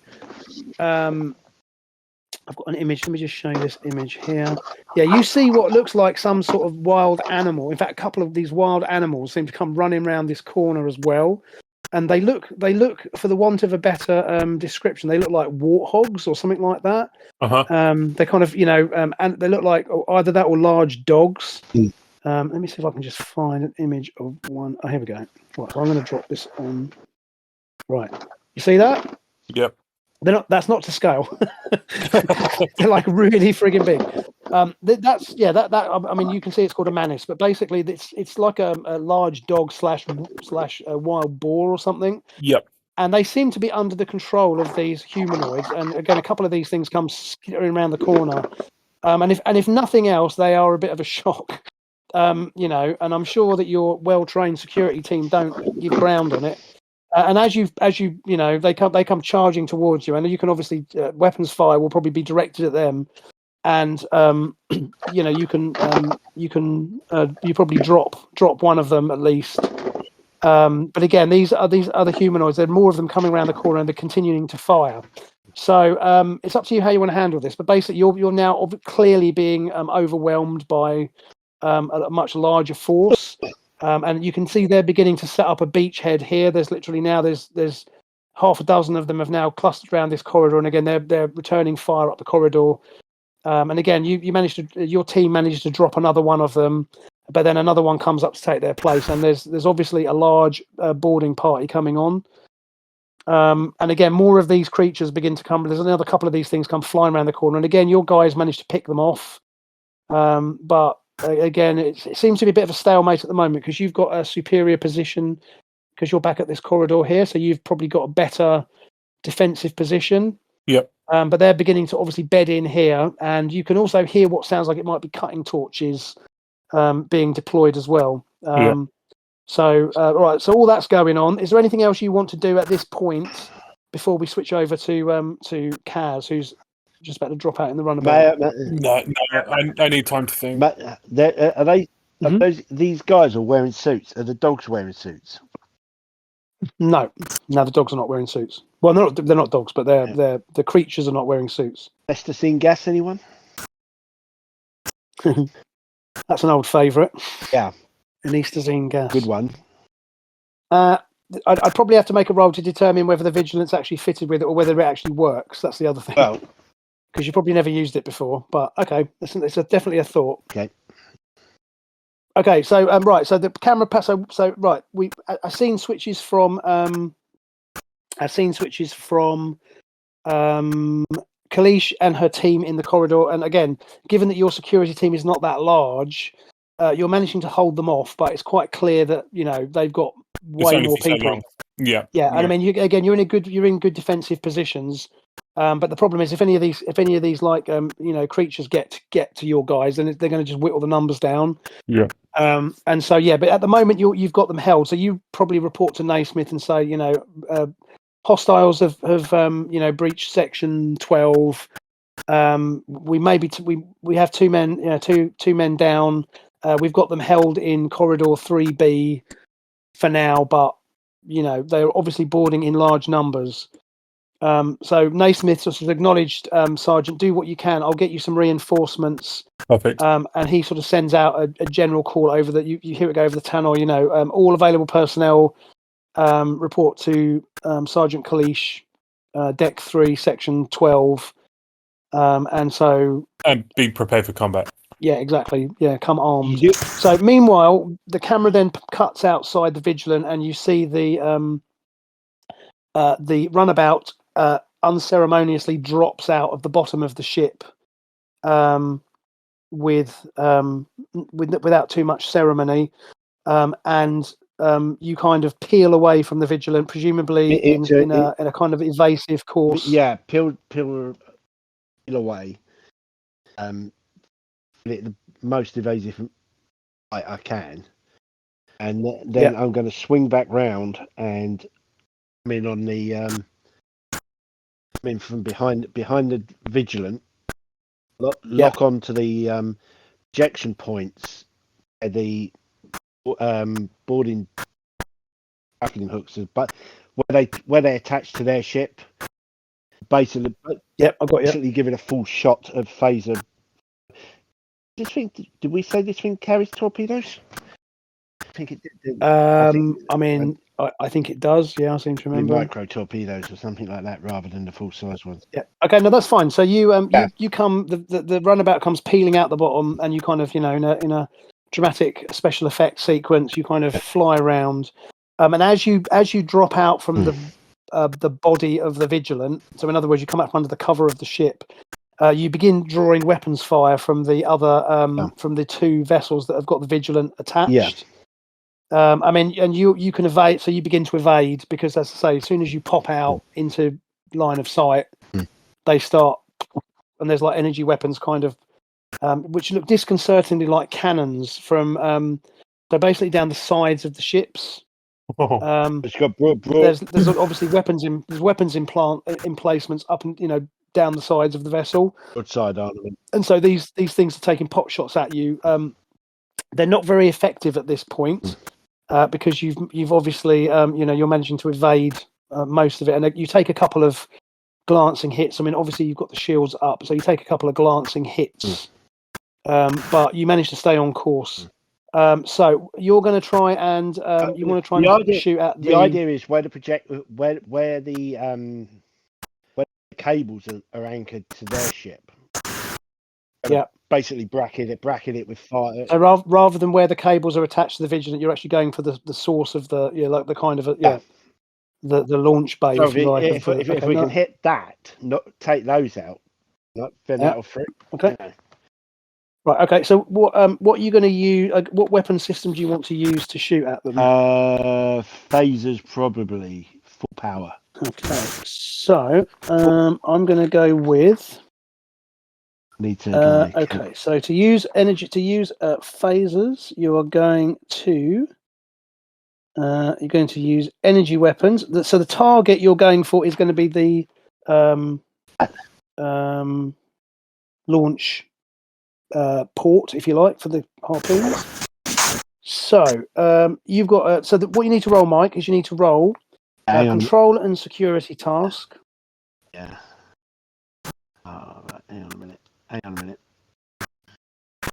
That's all right. I'm just going to the Vigilant page so I can bring up the stats for the. It's dropped out. The runabout. The Vigilant games. It's all right. Don't worry. To get back in. That's fine. Second. Yeah, go for that. I'll just like I say, I'm just going to my page to bring up the runabout stats that I've got. Bear with me. Bear in mind, this is a full power shot. Okay. It isn't. Yeah. Okay. No, I get that. So the runabout. Yes. Okay. The runabout. So the runabout had I get that. Runabout has phaser banks, and it also has micro torpedoes. So look, you said you were going to use phasers, right? Yeah. Assuming I can only use one. Okay. I'm assuming I can only use one weapon. Yeah, you can use one per. Yeah, I'm going to just let you use one per kind of attack. Okay, so to make the roll, it's going to be control plus security. And control plus. Aided by the runabout's will support you, but you have to succeed first. Yeah, I'm going to use momentum. It's control plus security. I'm going to use momentum to give me extra dice. Right, so I'll take off a point of momentum to buy you an extra dice. Okay, so 3d20. This attack with energy weapons is a difficulty of 2. Now I'm going to increase that to a difficulty of 3 because you are shooting at a small target. Okay. And you might have been able to bullseye womp rats in your T16 back home. Yeah. But obviously you are moving. You're also trying to evade incoming fire as well. So again, I also get small. I'm going to small craft pilot. Yep, fine. You can add that as a focus. So go with that. So, all right. So you've got 3 dice. Make a roll. Let's see how you get on with that, and then we'll go from there. Then I'll roll for the ship if you succeed.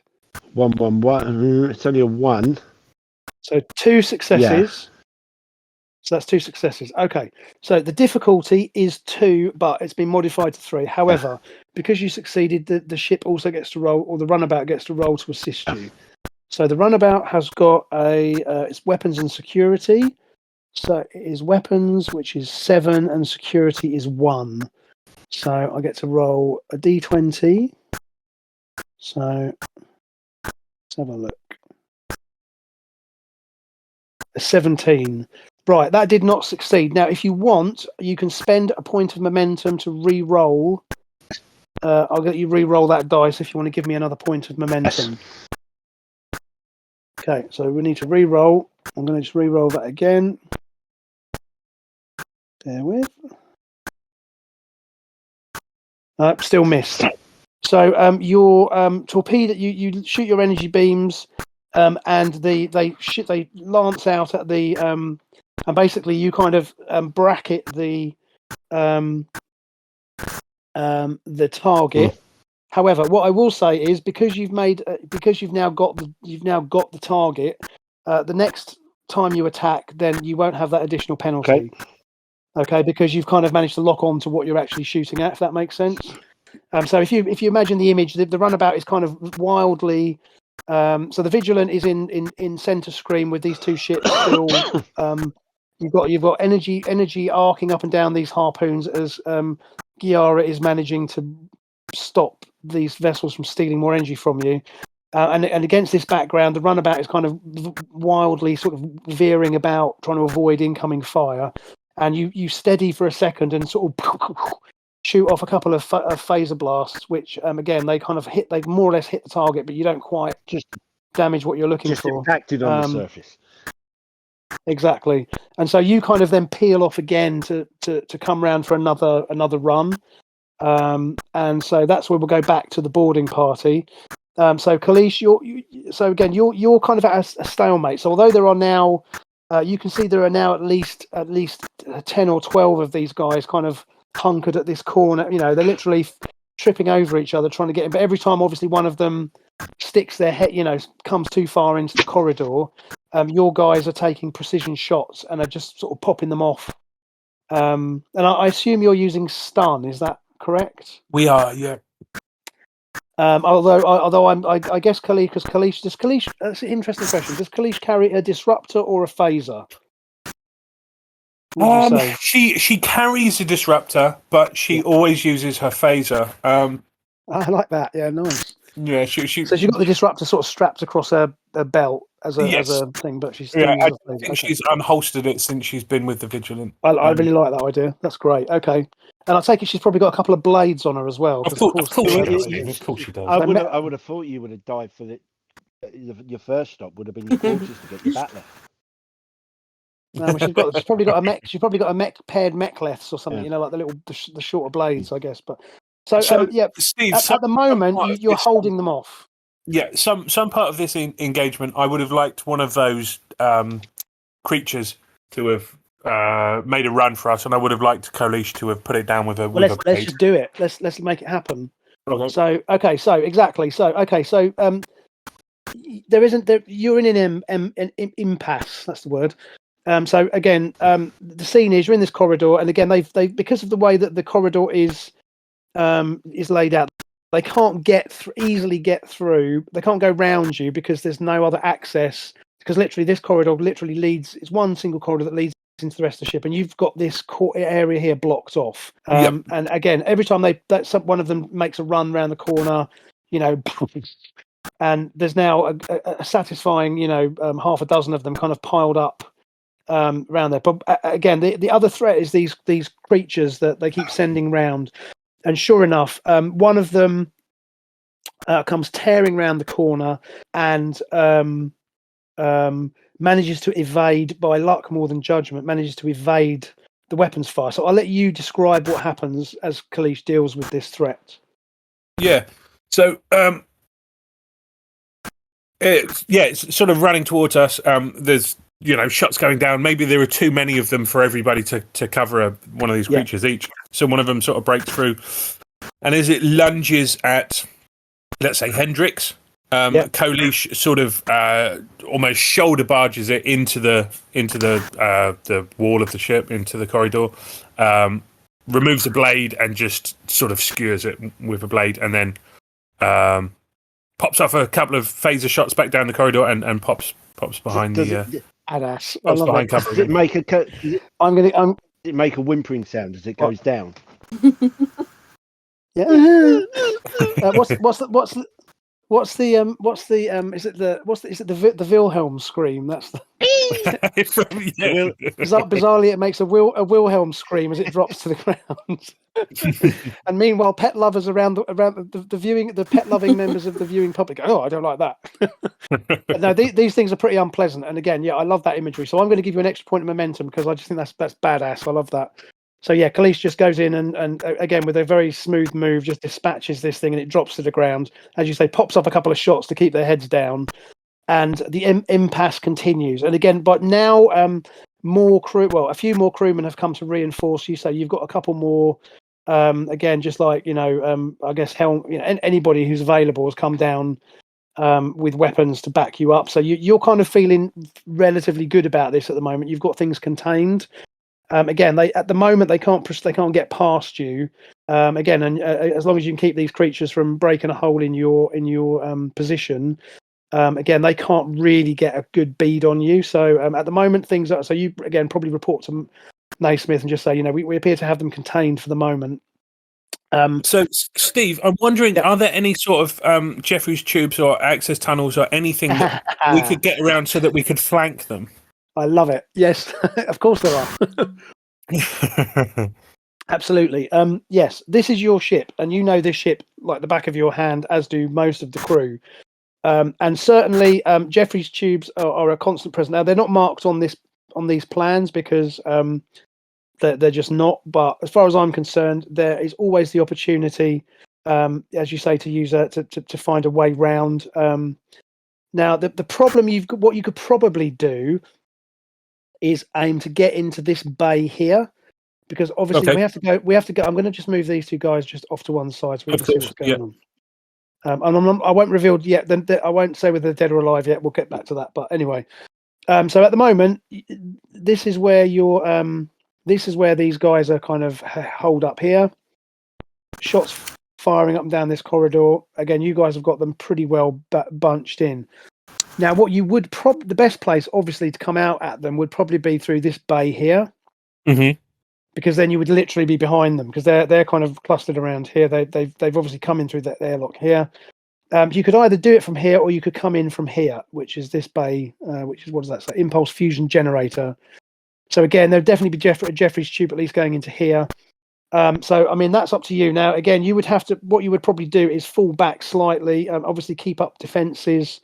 So they don't know what you're up to. But then if you go back down the corridor a ways, you could gain access to the Jeffrey's tube network, and kind of it would take you a little while just to clamber around through here, and you could come out through here. Or again, it's up to you which one you would prefer. Because as far as I'm concerned, the Jeffrey's tubes are pretty much everywhere.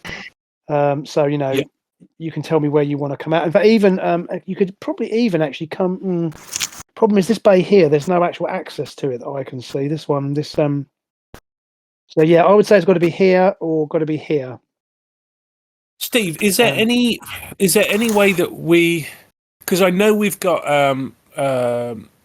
emergency medical officer who's holographic. EMH. Yeah. EMH. Yep. Is there any way we could use some sort of holographic technology to make it look like there is more phaser fire firing down this corridor? So it won't do anything, but it makes it look like there's more phaser fire. We could set a couple of hand phasers and stuff to just periodically pulse, right? Yeah, you could do that. Yeah, absolutely. Yeah, you could do that. I'm open to any kind of technological. Again, yes, you can. I don't know. I would never say no, you can't, because the technology is built into the ship.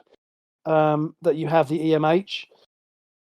So but it would probably. The only thing I would say is it would take time. Yes. So what I'm going to do then, Steve, just to simplify it, I'm going to leave 3 guys here. I'm going to back off with Elias, and I'm going to tell him to set his phaser down on the floor, and I'll do the same with mine. And I'll say to set your phaser to periodically pulse fire down, so it still looks like there's as many of us shooting down there. Yeah, you can certainly do that. So that's fine. So you can withdraw. So yeah, you get that going, and it to the opponents. They're still being pinned down basically. So as you say, intermittent fire is still coming down the corridor, and again, you've still got 3 guys there. Myself and Elias will back off. Okay. Yeah, perfect. Only got okay. to say. I've only got one thing to say. What's that? What's that? It's all right. It didn't work. It's all right. So we're sitting here waiting for your one thing to say, and No, you didn't say it. I've got the sound effect of the Wilhelm scream up in the Oh, hey! It's only 2 seconds. I don't know why that. Don't worry, Mike. I don't know Steve why will that edit occurred it. to me. Yeah. Oh, yeah. Of course. Yeah. What am I thinking? Of course I will. Now you've said that, I'm going to have to do that. Son of a bitch. Damn it. No, just... Okay, so right, Giara, you're back on the bridge, so you've got this under control as best you can. You can tell that again. I mean, as far from your point of view, you're bringing energy back into the system.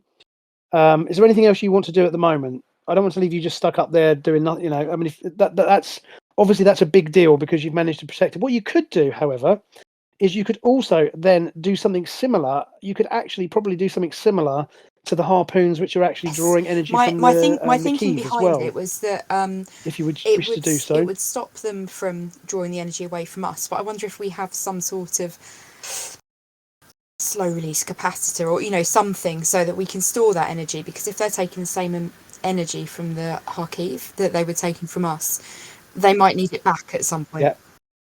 Okay. I mean, that's a.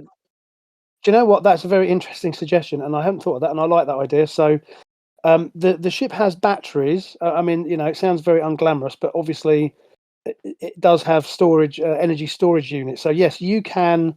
Yes, exactly. You can do exactly that. You can designate one of these storage energy banks to store the energy that's been stolen, if that makes sense.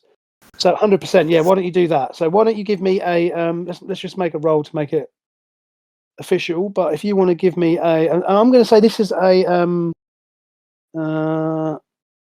this is going to be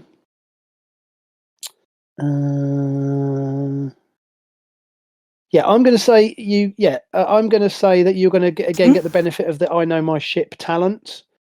Because again, you're once again trying, you're coming up with an interesting technical solution. So you can roll an extra dice, and obviously you're going to be able to use I would say you're going to use insight for sure, because this is a innovative solution to a problem.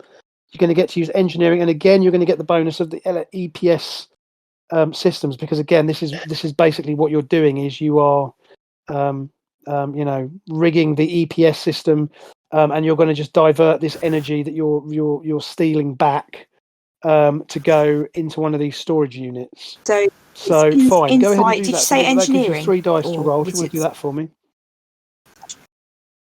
I would say insight and engineering, yeah, and I would say focus, yes, and three dice because you've got that talent. So go ahead and do that, and let's see whether you manage to make that work. Oh wow, nice. Perfect. Okay, yes, indeed. So it's a difficulty 3 task, because this is again quite challenging engineering problem. But yes, you've sorted that. So basically, you get another point of momentum. So your current total of momentum is back up to 3. And if only real life worked like this. Say again. And so basically, you've So what you've done is you've you've diverted the energy. And you're basically filling up a storage bank, and I mean, I'm sure it can hold, I don't know how many gigawatts. This technology is obviously ahead of what we know. So, you're basically siphoning off this energy, and again, that won't please them too much, because not only are you nicking it back from them, but you're also keeping it so that it can be redistributed. So, fine, you're doing that. Giara, now that you've essentially hacked this harpoon, could you send anything nasty back down it? Like, for example, you've harnessed all this energy. Could you just shove it all back down? Yeah, and, that was something that Steve mentioned before. So they've got the other yeah, end. if it's possible for me to do that, then that would be good. Yeah, I think you could do that. Well, what we'll do is we'll go around the room again, and then we'll come back to that. That's a good idea. I think you could do something along those lines. You could definitely send them a nasty again. Use their own delivery system to mess with them. Right, so I'm going to go back to Kaz now. So Kaz, you're back in the runabout. So you've kind of taken an evasive course to go around. So do you want to have another pop at this? Oh yeah, No, I'll one of the ships, because you'll be able to target one of them at least. As I say, sort of like I went in, did the first attack on the thing, missed, I'll loop the ship round, loop the runabout down and around and behind the ship, and then come up close, just skimming over the surface of the Vigilant, coming in. Excellent. So I can just see that visual as the coming in as the camera angle kind of wildly veers about, and you see the runabout comes in and kind of is like, whipping from side to side and evading is diving over the superstructure of the Vigilant, and then you sort of whip up between them.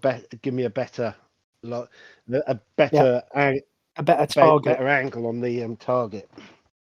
Fine, go for it. So again, let me just get my little bit of paper here to remind myself of what you need to roll. So are you using phasers or photons this time? Phasers again. Right, okay, so you're going to, it's control plus security. More precise. So, yeah. Control plus security. Yeah, plus with the small craft pilot. Small craft pilot is your focus. Mm-hmm. You can buy another dice if you want, because don't forget you're back up to 3 momentum. I'll go back up. Right. We'll take another point of momentum off, so you're back to 2 momentum. Okay. And, I'll roll with the ship to assist you, assuming that... Okay, that's one success. So the ship is going to roll. Oh, complication. Shut up. Yeah, it is. Okay, let's have a little look, see whether the ship can assist you. You haven't got enough fuel to get back. You forgot to fuel it up. Okay, let's have a little look and see what we can do here. It's all right. It doesn't matter. I can get back. I've got. Bloody hell! You're not having much luck here, are you? Secret stash in the back of the runabout. Hold on a minute. If ever it needs to escape. Right, let's have a little look here. What is going on here? Okay. While he's not here, I just want to say he's a shifty fellow, isn't he, that Osterhagen? Yeah. He certainly is. He certainly is. Has anyone seen him? What's he doing? He's off doing something. Yes. I know what he's doing. He's harvesting DNA from those bloody creatures, isn't he? You can see him. You can see in the shadows. He's like knelt over one of them, sort of going, "Ha ha." Yeah. Osterhagen, what are you doing? Nothing. Right, Mike. So, you basically pop in again. Phasers obviously try and target the grappling launcher again, and unfortunately again the ship hasn't helped you, and you just once again fire bounces off the hull of this other ship, and as you swing round, basically one of your inertial dampeners blows, because you've kind of been throwing the runabout through maneuvers it wasn't really designed to do, and you go wildly sort of careering off in an uncontrolled spin. It's going to take you a round or two to recover, so basically you've kind of overshot. You've again desperately tried to avoid being hit by incoming fire, because these weapons are now getting more accurate because they've obviously got your range, and they obviously realise that you're trying to attack a particular point. So what they've done is they've concentrated their fire on this area. So as you've come in, you've loosed off your shot. You've then thrown the ship into a violent maneuver to try and evade being hit. Yeah. Anyone seen Top Gun Maverick? You know that bit where they go up into the vertical climb just after hitting the target. So you've done something similar, that you've just kind of thrown the runabout through this very dodgy maneuver to try and get... My runabout spinning around like Vader's TIE fighter at the end of Star Wars. Yeah, basically. You peel off, you avoid being hit, but then there's kind of like a whoop, whoop, and one of the systems blows, and basically, the ship goes kind of, shooting off into space in a random direction. So the good news is they lose interest in you, because, again, you've...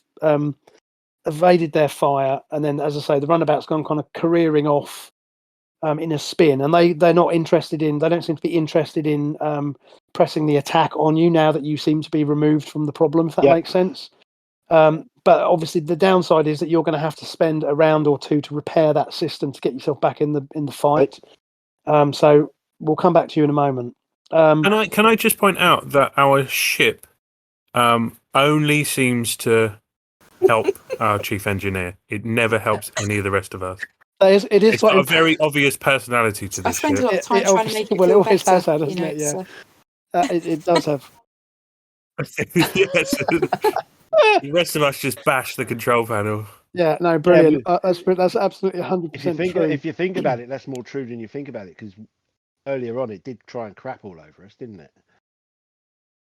It always does. No, it never well, comes through for us unless Giara wants to do something. Oh, here you go. Here's a double Giara. success. it's like Okay, a all right. Kobayashi Mhm. Maru. I've just What I hacked mean the is- system. That's what it is. Yeah, there you go. What I meant is with the sewage pipe that went. Yeah. Oh, yes. Yeah. Okay. Right. So, right back on deck. Giara is about to do her thing, and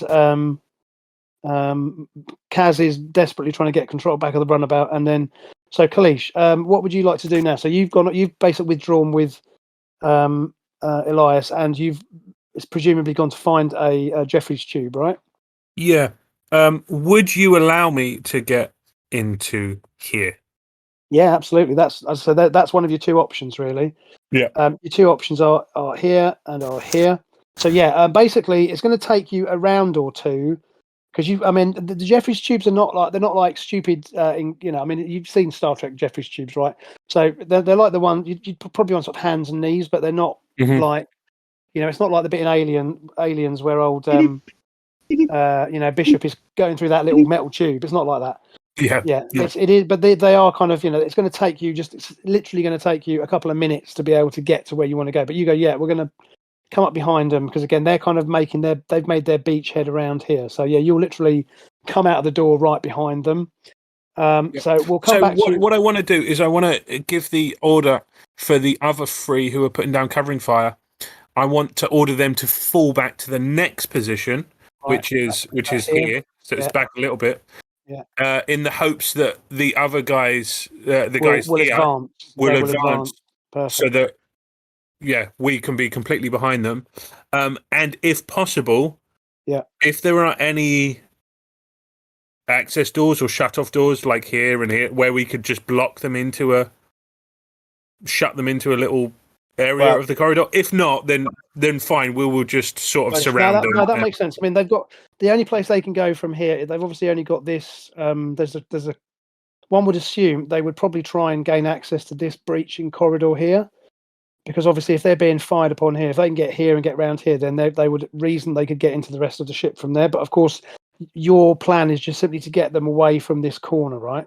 That's what you want them to do. Well, the plan is just to get them ever so slightly forward so that we can pop up behind them rather than by the side of them. And what you can also do is, I'm going to assume that you can also deploy some of the other crew members. So again, I'm going to use these two counters, but I'll assume that you're going to deploy some of the other crew members who are backing you up to this corridor junction here, so that they can't essentially come running down here. They can send fire up here to keep them blocked into this corridor. Perfect. And if we've got anything like a stun charge that we could deploy here, so that if they did try to go down there, like a landmine that's not going to kill them, right? Oh, I gotcha. So you can send orders to get that brought down from the. There's probably up in the security office. I'm sure you've got. There are stun grenades. I don't know what the Star Trek name is for them, but I'm sure there is something like that. Surely just set the phaser for stun setting, if I remember rightly. You can do that. But I mean, you can. I think there are like grenades. I know grenades have been established. So, so you're getting that organised. So you're kind of crawling down this corridor here, and you're crawling down through the Jeffrey's tubes, and you're kind of giving orders to your teams, and they're getting into position to execute what you've asked them to do. Right. So back to Kaz. So Kaz, you've after a minute or two, after sort of a frantic bit of work, you've managed to get the ship back under control again. You've done a systems check, and everything seems to be relatively under control. Again, there's no real damage. It's just that system blew because you overloaded it. So you bring the runabout flying back in, sort of in a vector that's going to bring you across the top of the Vigilant again, and then you're going to then you can then come back into the attack. Because again, because of the angle of the way the ships have got the Vigilant breached, you're better off coming across the top rather than below. If that makes sense.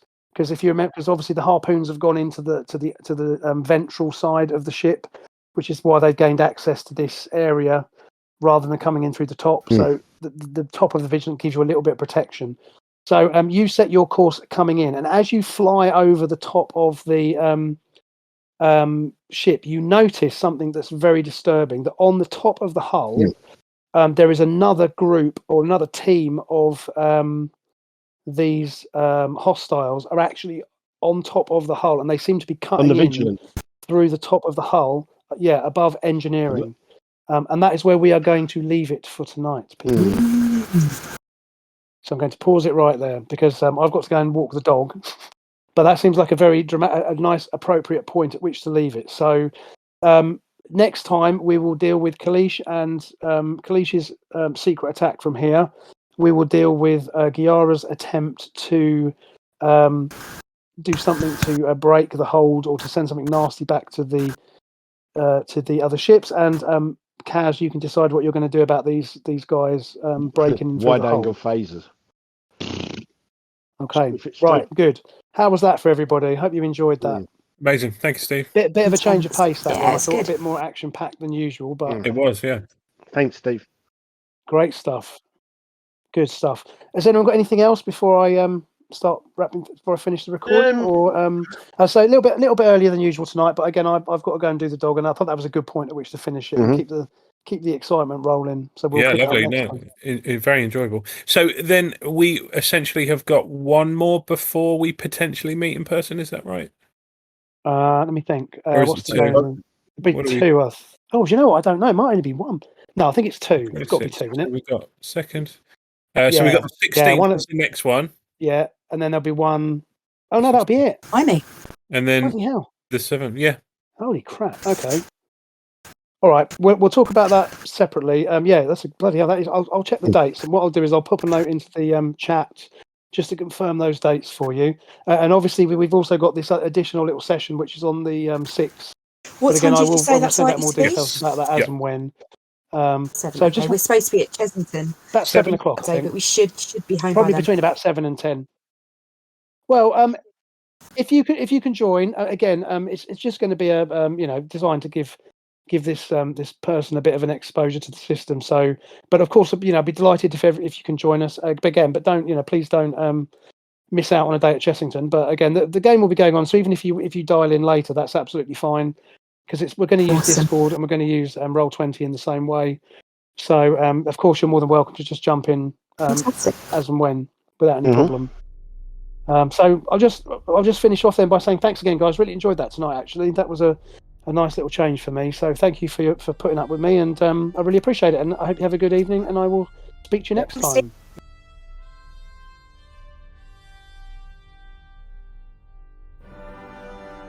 Thank you for listening to this episode of Starship Vigilant. Kaz was played by Mike. David Osterhagen was played by Kevin. Kalish was played by Kerin. Our music is Fanfare for Space by Kevin MacLeod, which is licensed under a Creative Commons license. See you next time.